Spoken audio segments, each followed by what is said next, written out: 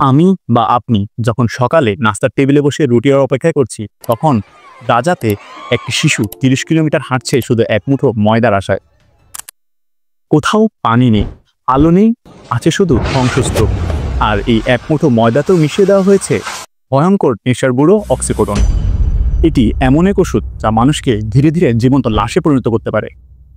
অক্সিকোডন হচ্ছে একটি opioid analgesic, যা তৈরি হয় ওপিয়াম নামক গাছ থেকে, যার থেকে আসে হিরোইন নামক তীব্র মাদকও। অক্সিকোডন শরীরে প্রবেশ করে সেন্ট্রাল নার্ভাস সিস্টেমের উপর ক্রিয়া করে এবং নিউ ওপিওয়েড রিসেপ্টরে বাইন্ড করে, যা নিয়ন্ত্রণ করে ব্যথা, আনন্দ এবং শ্বাসনালীর কার্যকলাপ। রিসেপ্টর ব্লক হয়ে গেলে ব্যথা অনুভব হয় না, তৈরি হয় তীব্র প্রশান্তি, ঘুম ঘুম ভাব, এমনকি ইউফোরিয়াও।